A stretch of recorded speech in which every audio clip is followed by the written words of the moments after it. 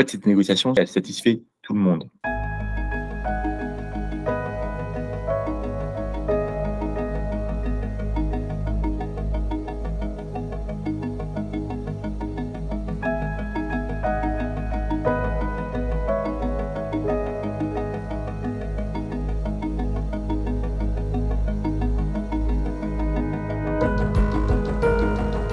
Vous ne pouvez pas finalement libérer des Palestiniens à échelle de 1 pour 1000. Ça supposerait de libérer 200 000 Palestiniens. C'est évidemment impossible en termes de nombre. Les Israéliens n'ont pas autant de prisonniers.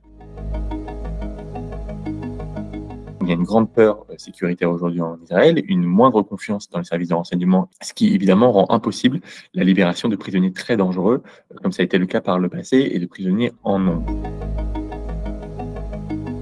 Tout le pari qui a été fait par les Israéliens a été d'envahir la bande de Gaza, de mettre la pression sur le Hamas pour l'acculer et pour l'obliger à négocier dans des termes qui sont plus égalitaires. Aujourd'hui, le Hamas doit cacher des dizaines, des centaines même d'otages, alors qu'il subit de lourdes frappes et de lourdes pertes. Évidemment, cela complique la donne, cela pousse à la négociation plus rapidement. Elle satisfait les Israéliens parce qu'ils obtiennent la libération de 50 de leurs otages, des femmes et des enfants, tout en libérant 150 prisonniers qui sont également des femmes et des enfants. Et donc, en fait, Israël arrive à obtenir le retour de ces otages sans accroître considérablement le risque sécuritaire. C'est un accord qui arrange aussi les Occidentaux, puisqu'ils obtiennent le retour de certains de leurs otages, mais ils n'ont pas eu à négocier directement, puisqu'on rappelle que les Occidentaux prétendent ne pas négocier avec les organisations terroristes, ils ont pu passer par le Qatar, et surtout, ils n'ont pas eu, eux, en leur nom, à octroyer des concessions. Et enfin, c'est un accord qui arrange aussi le Hamas, qui retrouve du souffle. Le Hamas montre qu'il n'est plus dans une position de soumission, où il subit la riposte israélienne, mais qui peut aussi obtenir des concessions.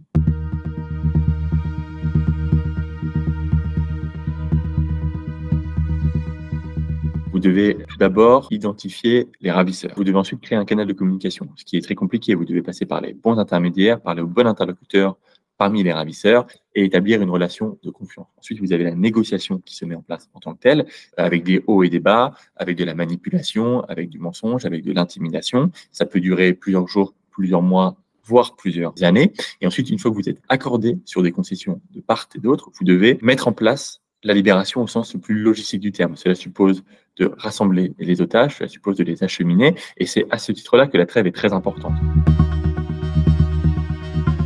Le Hamas, qui détient certains otages, mais qui ne détient pas tous les otages, doit négocier avec d'autres groupes, par exemple le djihad islamique ou d'autres sous-groupes dans Gaza qui détiennent des otages et qui n'obéissent ni au djihad islamique ni au Hamas. Il doit se déplacer dans la bande de Gaza, il doit aller retrouver les otages qui sont notamment dans les souterrains. Et tout cela suppose que les combats cessent. Il faut par exemple rappeler que le Hamas a demandé à Israël de ne pas placer ses drones au-dessus de Gaza. Pourquoi ?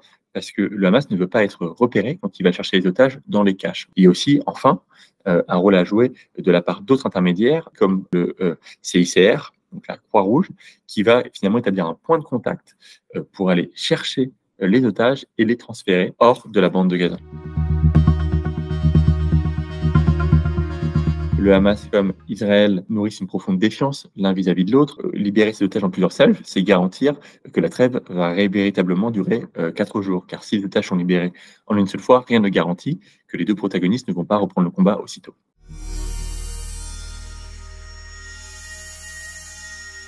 Il faut espérer qu'un canal de discussion puisse être maintenu, ce qui amènera ensuite à de nouvelles discussions. On a vu par le passé, par exemple dans d'autres pays, comme en Colombie, que certains accords d'otages ont pu mener à des discussions plus amples pour un accord politique. Et se parler, c'est toujours un signe très positif dans un conflit.